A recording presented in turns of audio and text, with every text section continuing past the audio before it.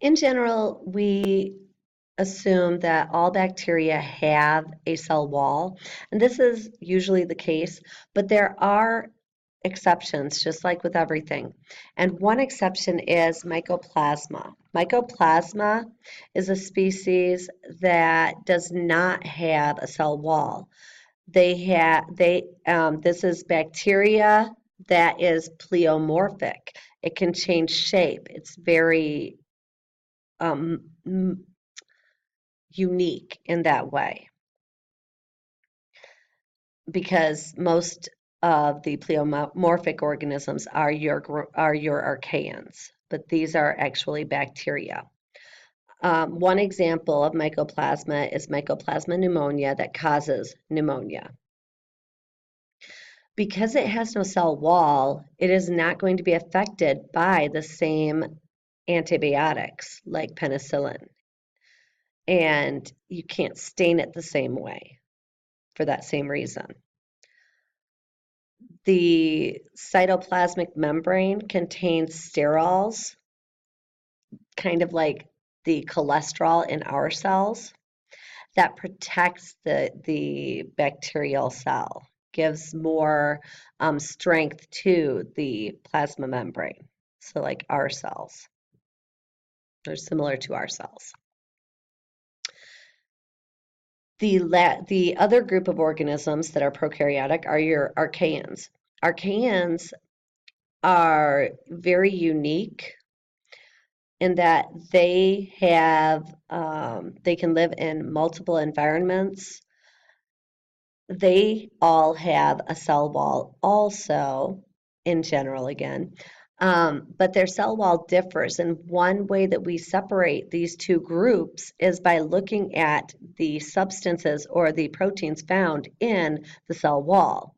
Archaeans have no peptidoglycan. They have a similar molecule called pseudomurine or pseudopeptidoglycan. So it's similar. It has similar functions, but it's not the same. Your bacteria and your archaea can produce a glycocalyx or can have a glycocalyx. The glycocalyx is kind of a layer around the cell wall that protects the bacteria. There are two forms of glycocalyx, the capsule and then the slime layer. The capsule is much more structured, whereas the slime layer is much more irregular. Both of them are going to protect the bacteria. They can help the bacteria to adhere to surfaces, and they can also protect the bacteria from being broken down by the immune system of the host. So when bacteria are able to adhere to surfaces, they can actually form a biofilm. Bacteria that produce these slime layers often are part of what we call a biofilm.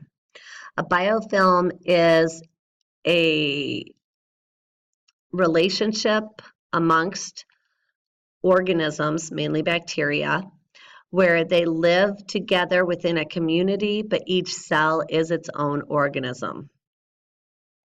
The initial bacteria lay down a layer or attached to a surface, and they start secreting chemicals that keep them attached to the surface. Then other bacteria can attach and become part of that biofilm. Biofilms are really dangerous because you cannot utilize typical chemicals to kill or to get rid of the biofilm.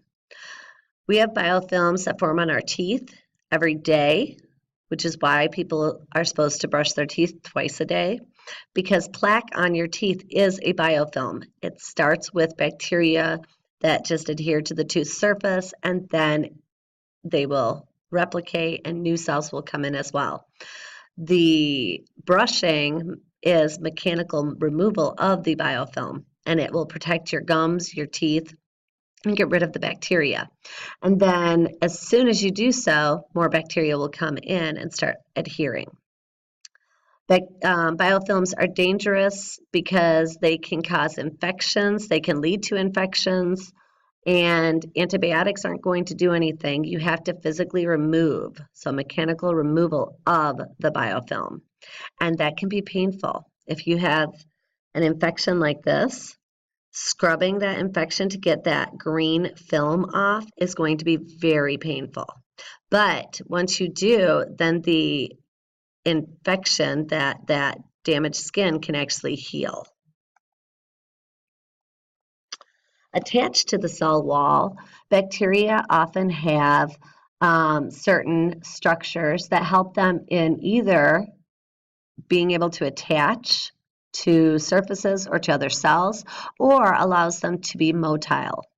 So flagella are found in, I won't say most, in many bacteria, and allow them to be very motile. E. coli are flagellated bacteria that contain flagella all around the surface. So that term is called peritrichous, when you have multiple flagella all around. If you only have flagella on one side or the other, that's called polar. You have a polar flagellum, or you might have more than one flagella on one side. An example of bacteria that contain polar flagella is Helicobacter pylori. Helicobacter pylori, sorry, there you go, is the bacteria that causes stomach ulcers. And the flagella are what allow it to be so infectious, because the flagella allow it to burrow through the stomach lining, causing the holes in your stomach. When bacteria move using their flagella, they don't move in a straight line like most eukaryotes will move when they have flagella. They move in a kind of run and tumble activity where they move towards something that they are attracted to, and that's known as positive chemotaxis, and then they tumble, and then they start moving again and tumble. Eventually they'll hit their spot. There are multiple types of taxis. You can have magnetotaxis, which means you are being attracted to maybe a positive or a negative magnetic pole. Thermotaxis, attracted to a cold or hot temperature, so different temperatures. Phototaxis, attracted to or repelled by, I should say that as well. Light, those are all types of taxis. Aerotaxis, air, okay? And here is chemotaxis of E. coli. When Escherichia coli moves in a medium that lacks a concentration gradient, the cell travels, stops, or tumbles, and then continues moving in a new random direction. When the flagella rotate counterclockwise, the flagella form a tight bundle and propel the cell forward in a run. After a brief period, the direction of rotation is reversed, causing a tumble. As cells move up a chemical gradient, the runs are longer than when they travel down the gradient. The overall result is random movement in the absence of a chemical gradient and movement toward a chemical when a gradient exists. Attractant chemicals bind to chemoreceptors called methyl-accepting chemotaxis proteins, located in the cell membrane. The cytoplasmic side. I'm not worried about that. I just want you to see the movement, okay?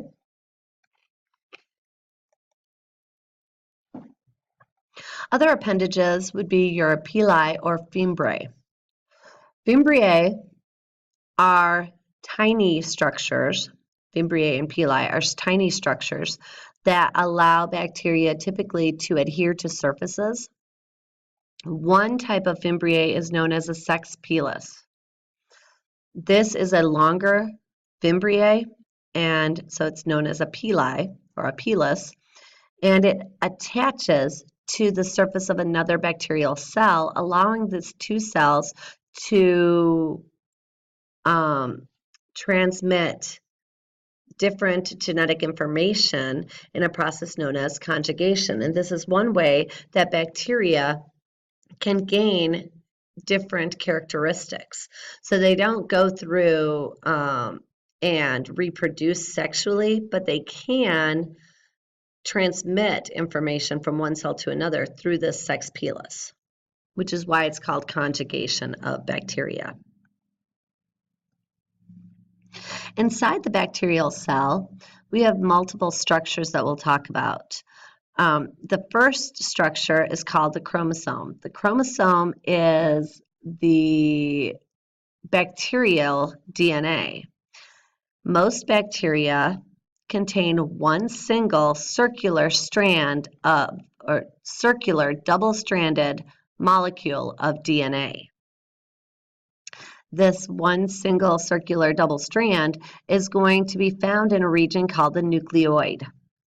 And every time the bacteria get ready to replicate, they have to replicate their DNA. We also have extracellular DNA found in structures called plasmids. Plasmids are circular structures, basically DNA structures that can be or can give bacteria unique characteristics, but they're not part of the bacterial DNA, and they don't replicate with the bacterial DNA. They can give special characteristics that allow the bacteria to survive better, though. Ribosomes are found in bacteria and function in protein synthesis. The size of the ribosome of bacteria differs from the size of ribosomes in eukaryotes. And this is one of the reasons why we can target protein synthesis, because we can target the large or small subunit of the bacterial ribosomes and not damage any of our ribosomes. Prokaryotic ribosomes are called 70S ribosomes, and they consist of a 30S smaller subunit and a 50S larger subunit, while eukaryotic ribosomes are 80S, and they consist of a 60S and a 40S subunit. So we target the bacterial ribosomes, and those chemicals don't damage any of our 80S ribosomes. I'm going to stop here, and we'll start on this slide in the next lecture.